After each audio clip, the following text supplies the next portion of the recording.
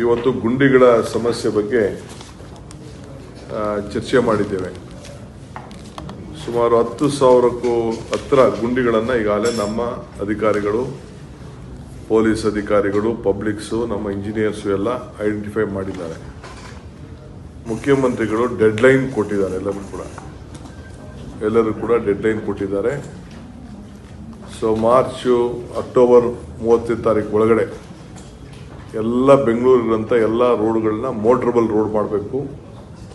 ಮಳೆ ಆದಮೇಲೆ, ಮಳೆ ಎಲ್ಲ ನಿಂತ ಮೇಲೆ ಮಿಕ್ಕಿದ್ದನ್ನು ಬೇರೆ ಒಂದು ಪ್ರಾಜೆಕ್ಟ್ನ ರೆಡಿ ಮಾಡ್ಕೊಂಡು ಬರೋಕ್ಕೆ ಮಾರ್ಗದರ್ಶನ ಕೊಟ್ಟಿದ್ದಾರೆ.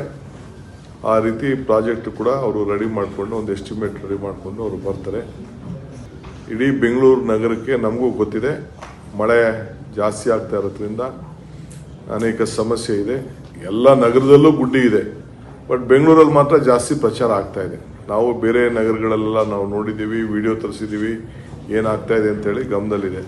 ಆದರೆ ಮಾಧ್ಯಮದವರು ಬೇರೆಯವರೆಲ್ಲ ನಮ್ಮಲ್ಲೇ ಸ್ವಲ್ಪ ಜಾಸ್ತಿ ಇಲ್ಲಿ ಸೋಷಿಯಲ್ ಮೀಡಿಯಾ ಭಾಳ ಆ್ಯಕ್ಟಿವ್ ಇರೋದ್ರಿಂದ ನಾವು ನಿಮಗೆ ಮೀಡಿಯಾ ಅವ್ರಿಗೆ ಭಾಳ ಫ್ರೀ ಬಿಟ್ಟಿದ್ದೀವಲ್ಲ, ಬೇರೆಯವರೆಲ್ಲ ಫುಲ್ ಕಂಟ್ರೋಲ್ ಮಾಡ್ತಾ ಇದ್ದಾರೆ ಮೀಡಿಯಾನ. ಬಟ್ ನಮ್ಮ ರಾಜ್ಯದಲ್ಲಿ ನಿಮ್ಗೆ ಯಾರನ್ನೂ ನಾವು ಕಂಟ್ರೋಲ್ ಮಾಡ್ತಾ ಇಲ್ಲ, ಫ್ರೀಯಾಗಿ ಬಿಟ್ಟಿದ್ದೀವಿ.